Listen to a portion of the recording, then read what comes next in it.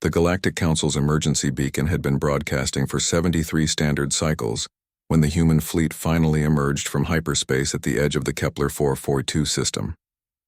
Admiral Chen Wei stood on the bridge of the Retribution, watching the tactical display populate with the aftermath of what had once been the galaxy's greatest civilization. Where the Altarian homeworld should have gleamed like a blue jewel, only debris remained. Orbital platforms hung twisted and dark, their quantum cores long since extinguished. The void swarm had been thorough.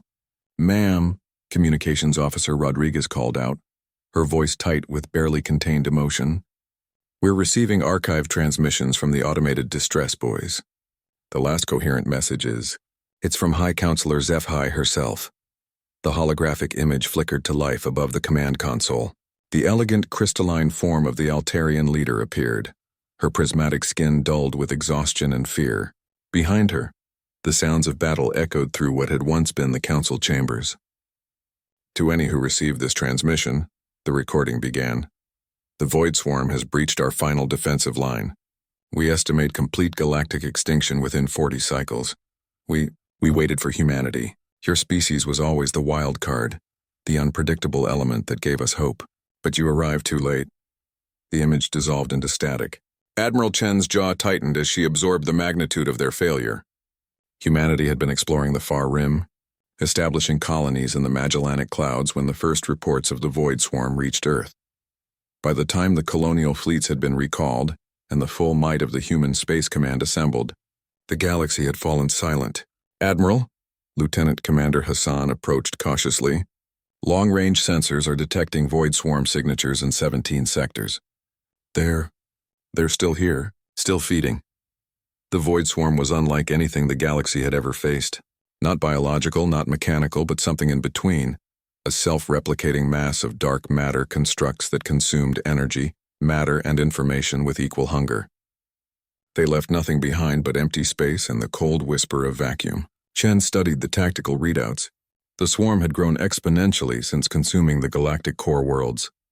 What had begun as isolated incidents in the outer spiral arms was now a pandemic of annihilation that stretched across 3 galactic quadrants. "How many ships do we have, Hassan?" 12,000 vessels, ma'am. The entire human battle fleet. 12,000 ships against an enemy that had devoured a galaxy. The mathematics were sobering, but Admiral Chen had not survived the Proxima Rebellion and the Tau Ceti War by respecting mathematics. "Broadcast this message on all frequencies," she commanded. "This is Admiral Chen Wei of the Human Space Command to any surviving civilizations. Humanity has arrived. Take shelter." Dr. Sarah Okafor, the fleet's chief xenobiologist, stepped forward from her position at the science station. "Admiral, with respect, our conventional weapons barely scratched the swarm's outer perimeter during the simulations. Even our antimatter warheads only delayed their expansion." Chen nodded grimly. "Doctor, how long would it take to implement Protocol Omega across the entire fleet?" The bridge fell silent.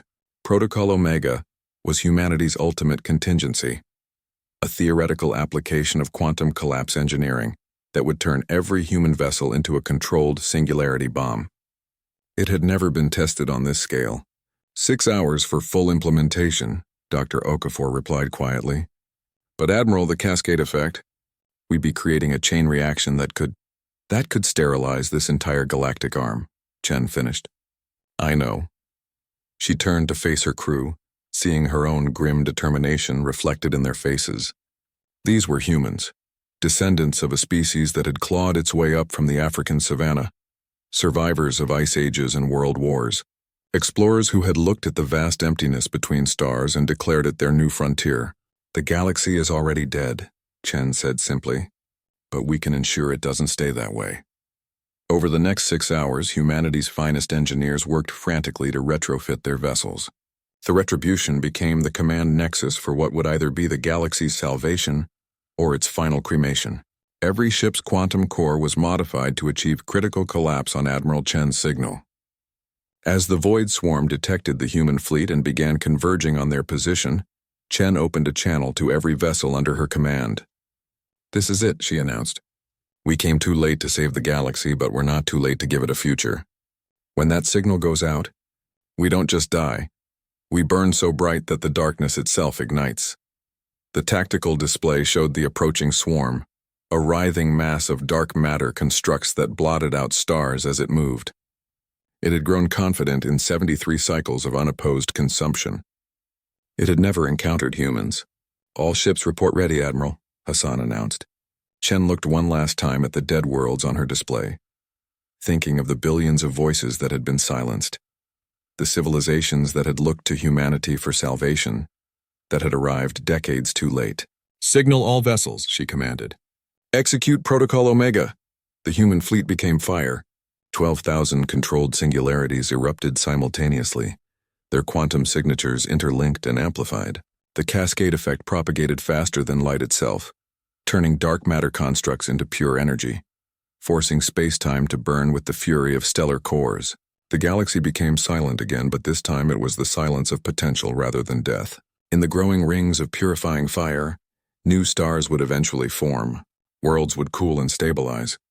Life would have its chance again.